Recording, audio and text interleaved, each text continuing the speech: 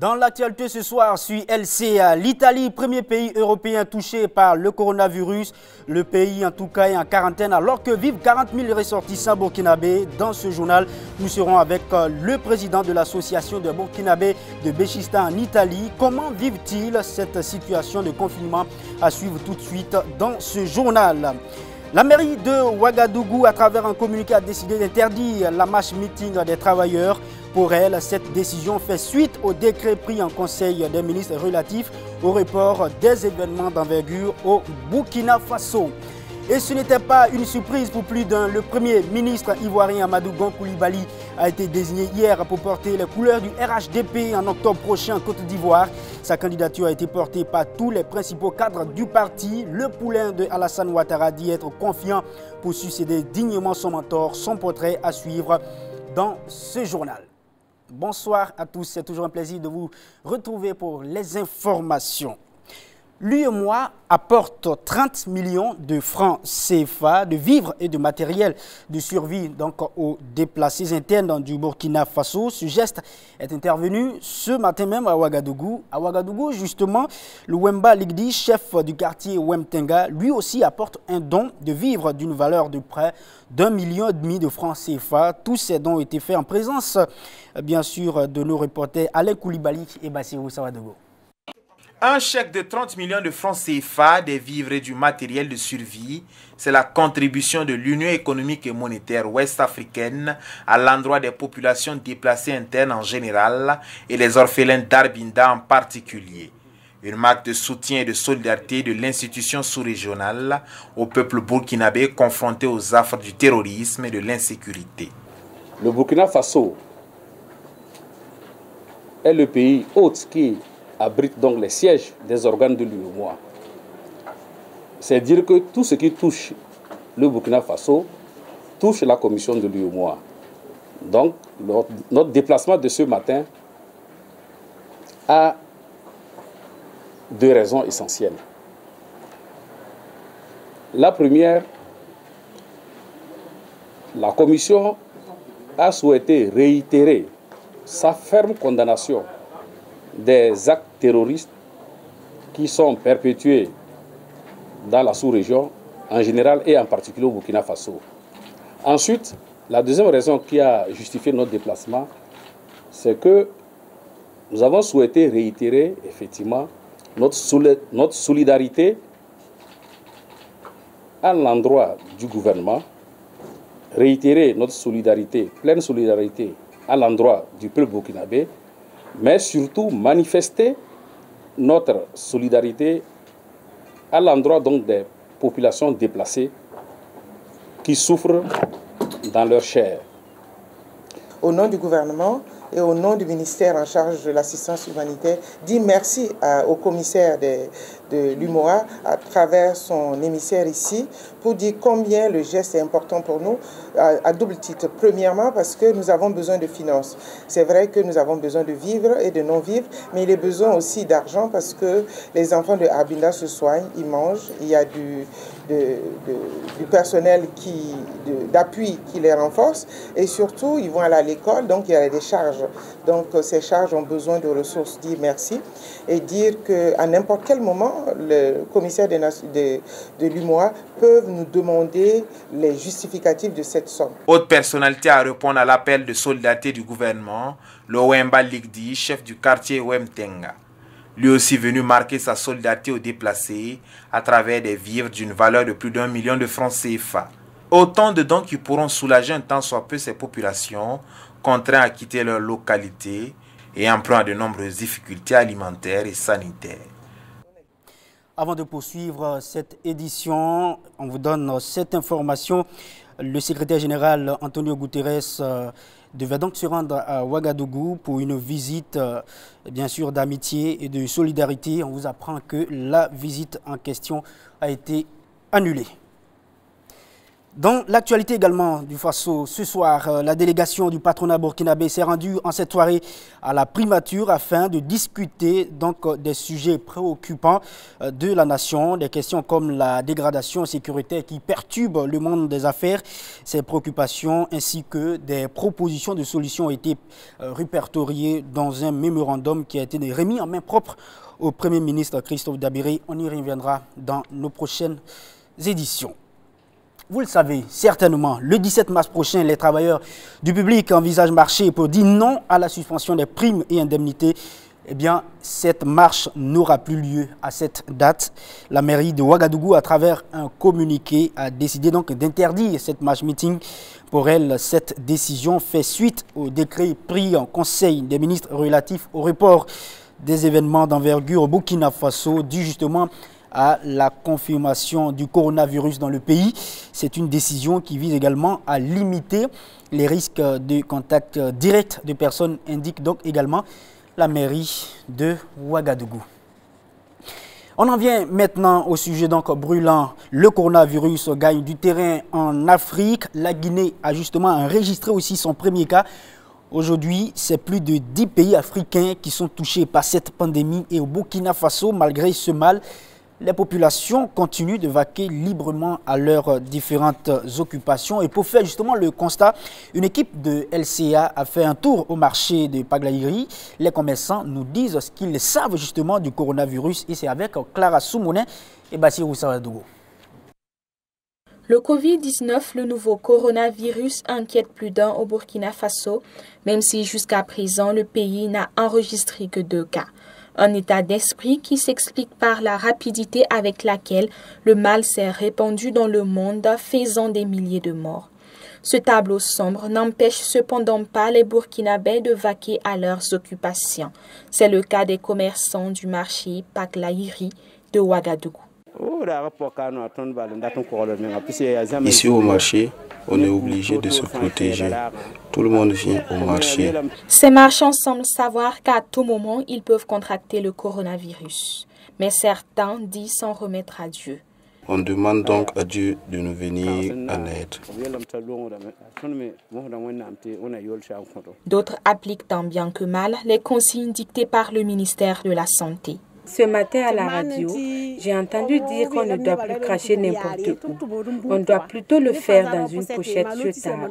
Il est aussi recommandé de se protéger avec des cache-nez. Mais les gens ne comprennent pas assez vite. On doit être prudent. Ne plus se tendre la main, ne plus se faire des accolades, éviter les contacts, se laver régulièrement les mains. Moi, je fais de mon mieux pour respecter les consignes. On doit se laver les mains régulièrement, toujours tousser dans un torchon jetable, éviter les lieux de rassemblement et les contacts. Les commerçantes, quant à elles, disent sans faire pour les tout-petits. Pour ces dernières, les enfants sont les plus vulnérables. C'est compliqué, surtout avec les enfants. Ils peuvent contracter le virus à l'école ou même ici au marché. Si c'est le cas, il est évident que les parents seront aussi contaminés.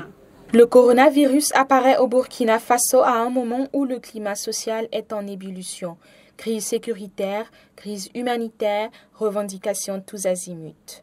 Dans un tel environnement, les déplacements de populations fuyant l'insécurité pourraient favoriser la propagation du Covid-19, affirment des spécialistes.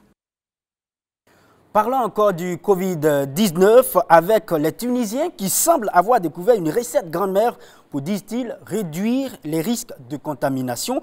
Eh bien, il s'agit de l'ail. L'ail, cet ingrédient se fait rare sur les marchés en Tunisie et son prix a triplé depuis le début du mois. En tout cas, selon une croyance populaire tunisienne, il permettrait de se prémunir du nouveau coronavirus. Les consommateurs se sont donc rués vers ce condiment aux vertus antimicrobiennes.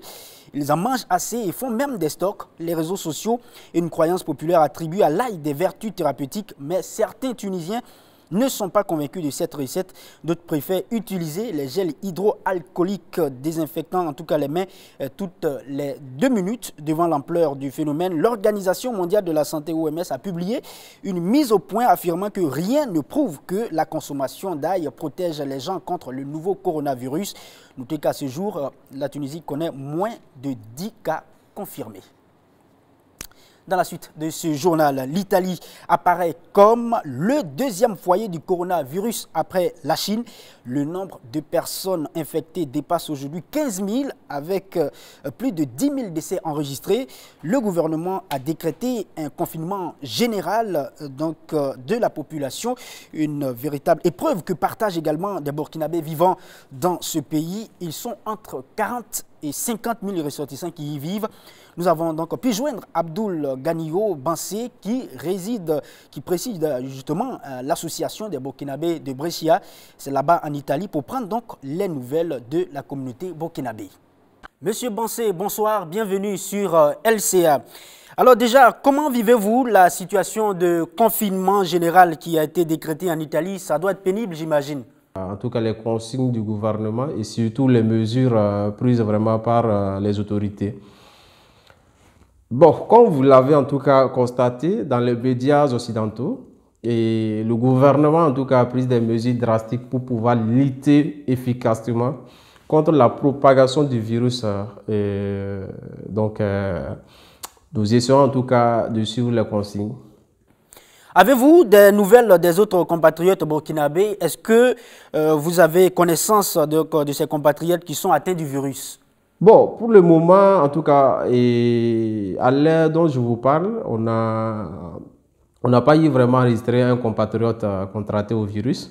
Et nous prions Allah vraiment que le Tout-Puissant vraiment continue en tout cas de mettre sa main sur les Burkinabés ainsi. Le Burkina Faso a décidé de fermer l'ambassade et le consulat. Ça ne vous complique pas du tout la vie du côté de l'Italie? Bon, comment en tout cas nous ressentons la fermeture de l'ambassade et le consulat? Je dirais tout simplement, ils n'ont pas le choix. Et l'ambassade, que ce soit l'ambassade ou le consulat, ils n'ont pas le choix. Donc, nous vivons dans un pays qui est en émergence sanitaire et qui est vraiment, il faut agir ensemble pour qu'on puisse vraiment bouter hors de nos frontières, surtout bouter vraiment cette maladie hors du monde. Bon, nos prières. Je dirais tout simplement, nous prions en tout cas pour notre mère, la mère patrie, le Burkina Faso. Et qu'Allah le Tout-Puissant vraiment éloigne cette maladie à notre mère patrie. Et surtout, qu'Allah fasse que vraiment cette maladie n'arrive pas à se propager en Afrique. Vu déjà que vraiment nous n'avons pas de structure pour lutter contre un simple malaria, qui est vraiment le pali. Et n'en parlons pas en tout cas, et avoir vraiment des centres de réanimation pour pouvoir lutter contre le virus de coronavirus. Alors, le Burkina Faso n'est pas épargné par le coronavirus. On le sait, on a enregistré 2 cas. Comment de loin vous suivez donc les nouvelles du pays? Bon, nos prières. Je dirais tout simplement, nous prions en tout cas pour notre mère, la mère patrie, le Burkina Faso.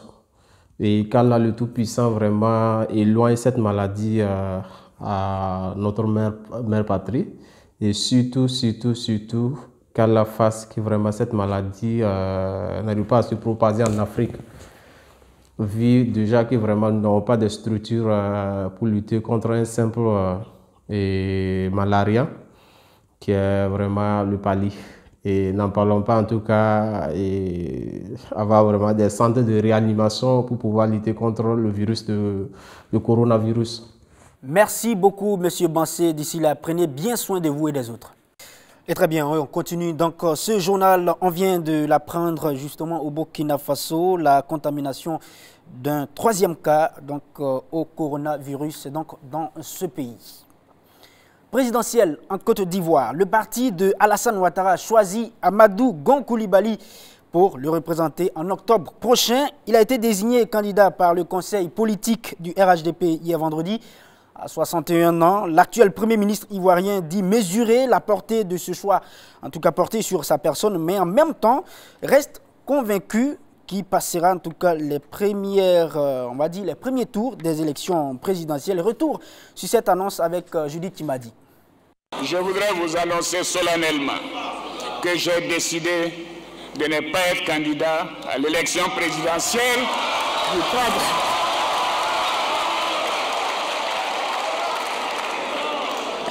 À l'élection présidentielle du 31 octobre 2020 et de transférer le pouvoir à une jeune génération.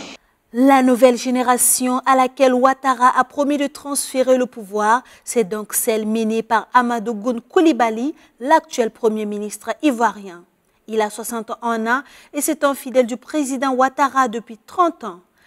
À la session du bureau politique du RHDP qu'il a désigné comme son candidat, le président Ouattara n'a pas tari d'éloges vis-à-vis de l'homme qu'il souhaite voir élu comme président de la République en fin octobre 2020. Au plan professionnel, c'est un grand serviteur de l'État. Et je sais que ce sera un grand président pour la Côte d'Ivoire.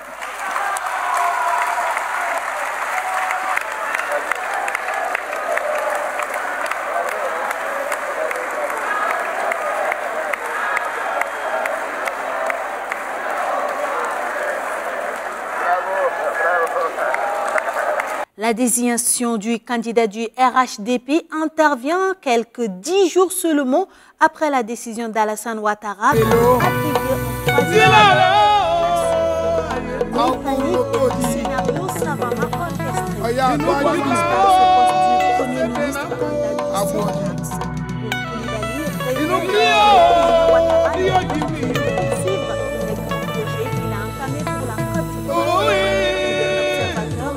cette déclaration la démarche d'un homme qui affiche ses ambitions, qui se jette dans la bataille pour la conquête du fauteuil présidentiel. Mais la guerre de succession n'aura pas lieu. Jean-Yves Buyon, le vice-président Kablin Dakan ou encore Ahmed Bakayoko, qui faisait figure de favori, font tous bloc derrière le chef du gouvernement. Dès hier, le tout-puissant ministre de la Défense et maire de la ville d'Abobo affichait Amadou Goun Coulibaly comme son choix pour succéder à Alassane Ouattara. Devant les plénipotentiaires du bureau politique national du RHDP, Goun Coulibaly dit mesurer l'immense responsabilité qui est désormais de porter les couleurs du parti. Chacun d'entre nous a des qualités et des défauts. Puisse Dieu faire en sorte que nous décidions de mettre ensemble toutes nos qualités pour que notre pays, la Côte d'Ivoire, à côté du président de la République, puisse continuer donc d'avancer. Nous le lui devons. Nous le lui devons. Nous le lui devons. Mais nous le devons également au peuple de Côte d'Ivoire, qui ne pourra pas accepter qu'après toutes les avancées de 2011 à aujourd'hui, sous le leadership du président Alassane Ouattara, qui décide de transmettre ce pouvoir à une jeune génération, le peuple de Côte d'Ivoire ne nous pardonnera jamais s'il y avait un recul dans notre pays, de notre fête, pour quelque raison que ce soit. Je n'ai pas de doute, quand je vois donc cette assistance, quand je vois cette table de séance, que nous gagnerons ces élections au premier tour. Et puis Amadou Goun Coulibaly a travaillé depuis des années dans l'ombre de Alassane Ouattara, le président ivoirien, fidèle et loyal à son mentor. Alain Coulibaly vous fait le portrait de l'homme. Amadou Goun Coulibaly est le nouveau candidat du Rassemblement. Nous prenons la direction du Soudan du Sud où l'épouse de Riek Machar est nommée ministre de la Défense. Des 33 ministres nommés hier par le président Salva Kiir figure l'épouse du vice-président Riek Machar. Angelina Teny devient ainsi la première femme à occuper ce poste dans le pays. Âgée de 67 ans, elle est mère de 4 enfants et diplômée d'université britannique. Avant l'indépendance de son pays, elle avait occupé le poste de ministre d'État chargé de l'énergie et des mines dans le gouvernement d'union nationale basé à Khartoum. Cette équipe gouvernementale est censée mettre fin à plus de 6 ans de conflit au Soudan du Sud.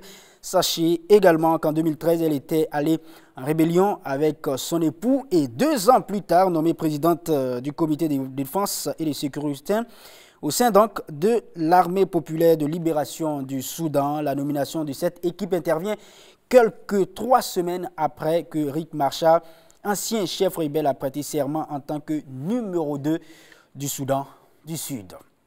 On y va en Ouganda pour terminer ce journal. Le général Henry Tumukunde, un ancien ministre qui s'était déjà par le passé souvent opposé au chef de l'État Yoweri Museveni, a été arrêté pour trahison. Le haut gradé ougandais avait récemment annoncé vouloir se présenter à l'élection présidentielle de 2021 face au président Museveni. Sur son compte Twitter, le général a annoncé, je cite, « Mon bureau et ma résidence sont en état de siège. On m'arrête pour des accusations de trahison présumée. » À 60 ans, le général Tumukunde avait combattu aux côtés du président Museveni dans la guérilla qui avait donc mené ce dernier au pouvoir en 1986. Il avait déjà été arrêté pour trahison en 2005 après s'être publiquement opposé à une tentative de M. Museveni de modifier la Constitution afin d'obtenir le droit de se présenter pour un 3e mandat. Et il avait passé 6 années dans une prison militaire avant d'être placé en résidence surveillée pour 2 ans. Et c'est ici qu'on met un point final à ce journal. Merci à vous de l'avoir suivi. Demain encore, je serai avec vous pour d'autres informations avec le même plaisir. Bonne soirée.